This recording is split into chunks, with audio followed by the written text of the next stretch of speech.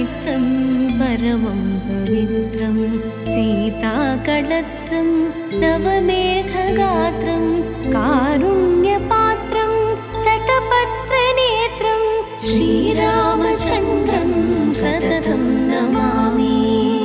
జనక్పూర్లో మనం ఖచ్చితంగా వీక్షించవలసిన మరొక ముఖ్యమైన ప్రదేశం ఉందండి. అదే జానకి రాముల వారి కళ్యాణం జరిగిన ప్రదేశం. మిథిలా నగరంలోనే కదా అంగరంగ వైభవంగా ఆ శ్రీరామచంద్రుల వారికి ఆ సీతమ్మ తల్లికి వివాహం జరిగింది.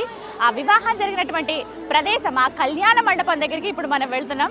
ఇక్కడే వెళ్దాం రండి. లోపలికి వెళ్ళాలంటే టికెట్ తీసుకుని మనలో వెళ్ళాల్సి ఉంటుంది. ఇక ఆల్రెడీ నేను టికెట్ తీసుకున్నాను, 10 రూపీస్. రండి వెళ్దాం.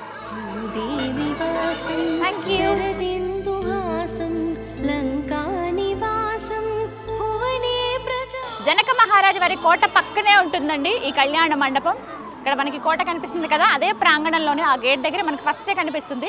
బట్ మనం మహల్ అంతా చూసేసి వచ్చిన తర్వాత ఈ ప్రదేశం చూడొచ్చు. ఇక్కడే కళ్యాణం జరిగినటువంటి స్థలం అనమాట, కళ్యాణ మండపం. ఈ దగ్గరలోనే కొంచెం మనం ఒక దగ్గర ఒక 100 అడుగులు వేయాల్సి ఉంటుంది ముందుకు. ఇలా వెళ్తే సుందరంగా కనిపిస్తుంది. ఇక్కడ నుంచి కూడా చూడొచ్చు ఎంత బ్యూటిఫుల్గా ఉందో చూడండి. ఇది కనిపిస్తుంది కదా ఇక్కడ. ఇదంతా కూడా మిథిలా నగరమే. ఈ మిథిలా నగరంలోనే ఎంతో వైభవంగా వివాహం జరిగింది. దశరథ మహారాజు 4 కుమారులకి కూడా ఇక్కడ ఈ మిథిలా నగరంలో, అంటే ఒకే ముహూర్తానికి 4 కుమారులకి వివాహం చేశారు కదా దశరథ మహారాజు. అందులో మరీ ముఖ్యంగా మనం కొలుచుకునే ఆ శ్రీరామచంద్రుడికి ఆ సీతమ్మ వారి వివాహం ఇక్కడే జరిగిందనమాట.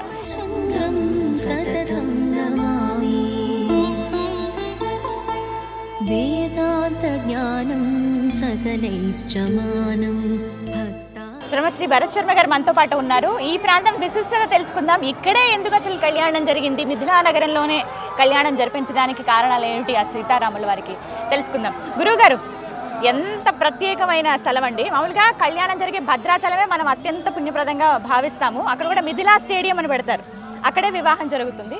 అయితే అసలు నిజంగా కళ్యాణం జరిగిన ప్రదేశంలో మనం ఉన్నాము. ఇక్కడే కళ్యాణం జరిపించడానికి కారణాలు ఏంటండి, పురాణాలు ఏం చెప్తున్నాయి దీనికి సంబంధించి? అమ్మ, ముందుగా మనం త్రేతాయుగంలో ఈ యొక్క నిర్మాణం అంతా అయినప్పటికీ కూడా మిథిలా నగరం సంబంధించి మనం ద్వాపరయుగం వచ్చేసరికి రాముల వారికి సంబంధించినటువంటి యొక్క వ్యవహారంలో వివాహం జరిగేటప్పటికి ముందుగా ఎక్కడైనా సరే కన్యాదానం ఎవరైతే చేస్తున్నారో వారి దగ్గరికి వెళ్ళి కన్యాదానం స్వీకరించాలి. కాబట్టి దశరథ మహారాజు ఇక్కడికి వచ్చి జనక మహారాజుతో ధనుర్భంగనం చేసిన తర్వాత ఈ ధనుషాధామ అనే ఒక ప్రదేశంలో ఈ యొక్క సుందరమైన నగరాలను చూసి, ఇక్కడ ప్రజల్లో ఉన్నటువంటి ఆప్యాయత అనురాగాలను చూసి, నా ఒక్క కొడుకే కాదు మిగతా 3 కూడా కలిపి 4 ఇక్కడే వివాహం చేస్తారని నిర్ణయించుకొని ముక్కోటి దేవతల సమక్షాన మనకు కనబడేటువంటి ఈ యొక్క అద్భుతమైనటువంటి పురాతనమైనటువంటి ఈ కళ్యాణ మండపంలో సీతారాముల వారికి, అదేవిధంగా లక్ష్మణ భరత శత్రుఘ్నుల అందరికీ కూడా ఇదే ప్రదేశంలో వివాహం జరిగింది. కాబట్టి ఇక్కడికి ఎవరైనా సరే కళ్యాణం కాని వారు కానీ, దాంపత్య జీవితంలో కాస్త ఏదైనా ఇబ్బంది కలుగుతున్న వారు కానీ, ఎన్నో సంవత్సరాల నుంచి వివాహ ప్రయత్నాలు చేస్తున్న ఇబ్బంది కలిగేటువంటి వారు ఎప్పుడైనా సరే నేపాల్ యాత్ర వచ్చినప్పుడు ఈ యొక్క జనకపురిలోని జనక దర్బార్ని, అదేవిధంగా అమ్మవారి యొక్క దర్శనాన్ని చేసుకొని ఇక్కడికి వచ్చి కళ్యాణ మండపం దర్శనం చేసుకుని ఖచ్చితంగా వారికి వివాహ ప్రయత్నాలు అనేవి సఫలమవుతాయని కూడా చెప్తూ ఉంటారమ్మా.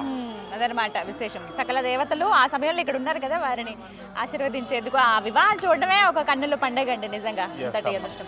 అలాంటిది మనం శ్రీరామ నవమి ఉత్సవాలు జరుగుతూ ఉన్నాయి ప్రస్తుతం. అంటే ఒక వారం రోజుల ముందు నుంచి హడావిడి ఉంటుంది కదా, ఆ సమయంలో మనం ఇక్కడ ఉండడం అనేది నిజంగా ఒక అదృష్టమే.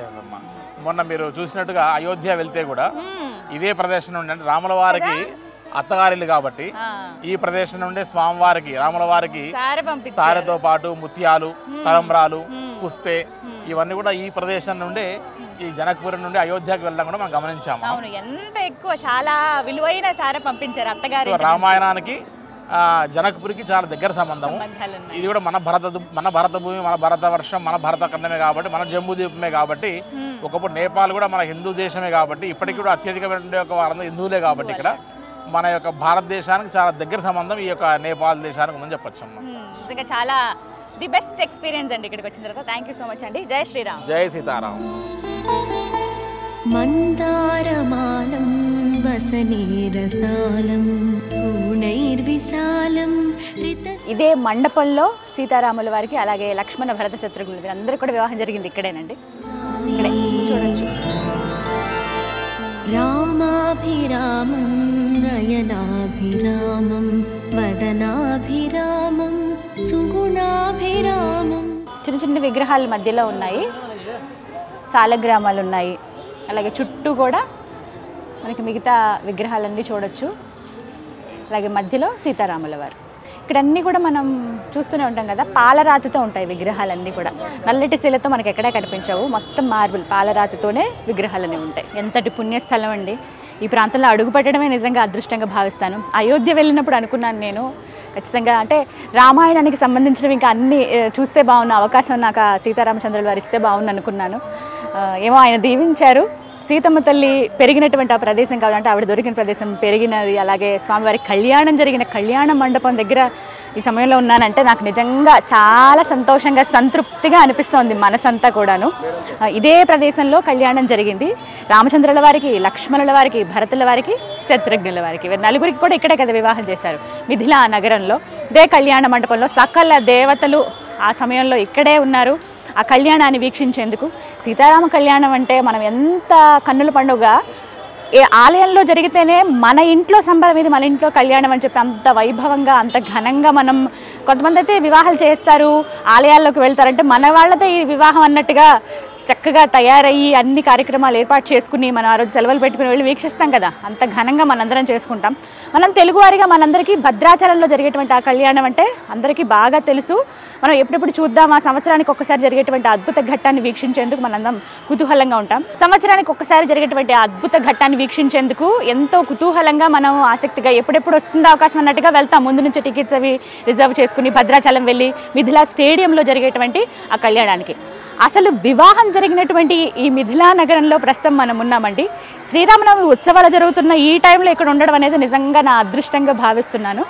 ఈ ప్రదేశంలోనే కళ్యాణం జరిగిందనమాట. ఎంత అంగరంగ వైభవంగా జరిగిందంటే నా భూతో నా భవిష్యత్. అసలు అందరూ మొత్తం రాజ్యం అంతా ఇక్కడే. ఓవైపు అయోధ్యకి సంబంధించిన వాళ్ళు, అలాగే ఈ జనకపూర్ అంటే జనక మహారాజు రాజ్యం కదా ఇదంతా కూడా మిథిలా నగరం. ఇక్కడి ప్రజలు వీళ్ళందరూ, అలాగే ఇక దేవీ దేవతలు ఎలాగో కొలువై ఉంటారు. సప్త ఋషుల నడుమ చక్కగా వివాహం అయితే జరిగిందనమాట. అయితే ఒక మాట చెప్తారు, ఈ కోట ఇవన్నీ మనం చూసాం కదా, ఇది జనక మహారాజు కోట కదా. అంటే వివాహం జరిగేటప్పుడు కన్యాదానంగా కన్యతో పాటుగా ఆమె ఇంకా సంతోషంగా ఉండాలని చెప్పి కొంత కట్నంగా ఇస్తూ ఉంటారు కదా, ఇది మా అమ్మాయికి ఇస్తున్నాం మా తరపు నుంచి కాను. కానీ అలాగా జనక మహారాజు వారు ఒక్కగానొక్క కూతురు కదా ఇస్తుందేమో ఆ శ్రీ మహావిష్ణువు అవతారమైన శ్రీరామచంద్రుడికి. ఇంకా నేను ఎంత ఇచ్చినా అది తక్కువని భావించి మొత్తంగా ఈ నగరం, అందులో మరీ ముఖ్యంగా ఈ కోట, ఈ ప్రాంతం అంతా కూడా అమ్మవారి పేరు మీద రాసిచ్చేశారట. ఆ తర్వాత జనక మహారాజు వారు అలాగే సునైన అమ్మవారు అంటే వారిద్దరు సీతమ్మవారి తల్లి తండ్రి ఒక దగ్గరలో ఇక్కడ ఈ కోటకి ఇంకొంచెం మనం కొద్ది కిలోమీటర్ల దూరంగా వెళ్తే ఒక కుటీరంలాగా ఏర్పాటు చేసుకుని వాళ్ళ జీవితాన్ని అక్కడే గడిపారట. అంటే మా కూతురిని మేము ఆ శ్రీ మహావిష్ణువుకే ఇచ్చాము అనే సంతోషంతో, అంటే అల్లుడు ఎంత ఇదిగా చూసుకుంటాడు మా కూతురిని ముందే తెలిస్తే చాలా సంతోషిస్తారు కదా తల్లిదండ్రులు, అలాంటిది ఆ శ్రీ మహావిష్ణువుకే ఇచ్చాము మేము అన్న సంబరంతో మాకు ఇంకా చాలు ఇది జీవితానికి అని చెప్పి మొత్తం ఇవన్నీ రాసిచ్చేసి సీతమ్మ తల్లికి అంటే కట్నంగా రాముల వారికి ఇచ్చేసి వాళ్ళు ఒక కుటీరం ఏర్పాటు చేసుకుని అక్కడ ఉన్నారట. నిజంగా భలే అనిపిస్తుందండి. ఆ కాలంలో త్రేతాయుగంలో జరిగిందనమాట. దానికి సంబంధించిన ఆనవాళ్ళు గుర్తులు కూడా మనం ఇక్కడ చూడొచ్చు. పురాణాల్లో చాలా క్లియర్గా రాసింది మిథిలా నగరంలోనే వివాహం జరిగింది. ఇక్కడ ఈ ప్రాంతాన్ని మెచ్చి జనక మహారాజు ఎంత చక్కగా పరిపాలిస్తున్నారు ఇక్కడ ప్రజలు, ఇవన్నీ నచ్చి దశరథ మహారాజు నలుగురికి, కేవలం శ్రీరాముడికి కాదు నలుగురికి ఇక్కడే వివాహం చేస్తానని చెప్పి నలుగురు కుమారుల వివాహం ఇక్కడే జరిపించారనమాట. వేదాంత జ్ఞానం సకలైశ్చమానం భక్తాభిమానం. ఈ నిర్మాణ శైలి కూడానండి చాలా ప్రత్యేకంగా ఉంటుంది. మొత్తం ఇవి చుట్టుపక్కలంతా కూడా ఐరన్ తోటి ఇలా వేశారు, అంటే పిట్టగోడల్లా కడుతూ ఉంటారు కదా ప్రహరీలాగా, ఇవన్నీ కూడా ఐరన్తో చేశారనమాట. అండ్ మెయిన్ పైన మనకి శిఖరాలు ఏవైతే ఉన్న గోపురాల్లాగా ఏంటంటే మనం నార్మల్గా ఇలా సిమెంట్తో నిర్మించినటువంటి గోపురాల్లా కాకుండా చెక్కతో వీళ్ళు కట్టారు. దానిపైన మనకేంటంటే అలాగే బ్రాంజ్ తోటి ఇలా పల్చటి రేకుల్లా తయారు చేసి వాటిని చాలా అందంగా ఇలా చెక్కారనమాట. వాటిని అలా పైన పెట్టి చుట్టూ గంటల్లాగా అరేంజ్ చేశారు. పైన గోపురాలు అన్నీ కూడా నేపాల్లో మనం అన్ని ఆలయాల్లో ఇదే మాదిరిగా చూస్తామండి.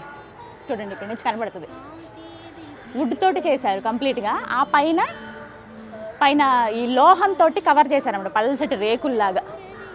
దూరం నుంచి చూస్తే చాలా బ్యూటిఫుల్గా ఉంటుంది. శ్రీరామచంద్రం సతతం నమామి, శ్రీరామచంద్రం సతతం నమామి, శ్రీరామచంద్రం సతతం.